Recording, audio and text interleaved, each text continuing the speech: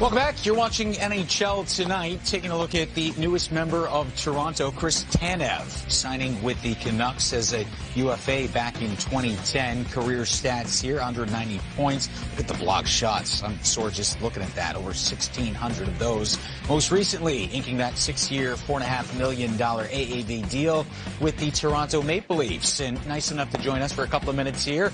On July 1 is Chris Tanev. Chris, first and foremost, congratulations. We know you're in Toronto right now. What was this whole process like for you? You go to Dallas at the deadline, you stay there for a couple of months, and then all of a sudden Toronto acquires your rights in the last couple of days. What made Toronto such a good fit for you going forward? Yeah, it's been a long process, couple stressful weeks since the season finished. But yeah, I just think it's a team that has I've said it before, a ton of elite talent. They have some of the best players in the world. They've had tremendous regular season success. I think they made the playoffs the last 7 or 8 years, if I'm correct. And obviously just haven't got over the hump or whatever it may be to get past sort of where they've continued to get. So, I mean, I think the combination of the great players here and bringing in of Chief as the coach. I mean, he's a Stanley Cup winner. He knows what he wants and how he wants his team to play the game, and I think that was big for me. You're a Toronto kid. Is this a dream come true for you to put on the blue and white? Yeah, I mean, obviously it's, you know how passionate the fans are here. The expectations are high. Everyone wants to win.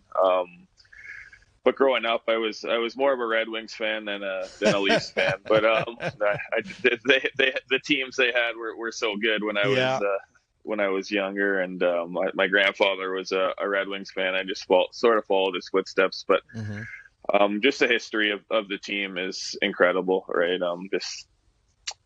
So many good players, so many past champions. Obviously, it hasn't happened in a while, but the people in the city want to win, and that's what I want to do as well. Yeah, Chris, you first of all, congratulations, and you mentioned Chief and how he is as a coach, and you're exactly his type of player. I played against Chief, and unfortunately, I still feel sore. But I'm going to ask you about how you feel. You had a heck of a playoff run as far as how hard you play. You looked a little banged up there. Are you recovered and ready to go and get into training mode, or you still got some injuries there lingering? Yeah, no, I feel great. Started training back at Gary Roberts last week, so.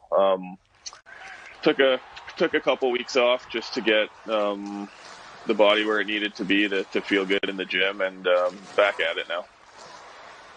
You told us you're in Toronto right now. Is that where you make your off-season home, or what's the whole process going to be like relocating from Dallas up there? No, I mean, I've lived here and I grew up here. I'm from East York, so I mean, I grew up at Greenwood and Danforth, if you know Toronto at all. So I grew up right in the city, lived in the city in the off season. So since I left college, so it's been my summer home for now, and obviously going to be my permanent home going forward here. Well, certainly you have some familiarity with the Leafs GM, Brad Treliving, from your time in Calgary, so that's kind of helpful in the transition. You mentioned earlier it's been a stressful few weeks. Maybe you can let us in on, let the viewers know what it's like, because it's got to be kind of crazy. You're a very highly thought of guy on the market. You were highly sought of at the trade deadline. You bring a certain element that helps teams win, helps teams be effective in the postseason. What were the stresses for you over the last couple of weeks? Because this is a big decision. This is probably your last big contract. What were those stresses for you?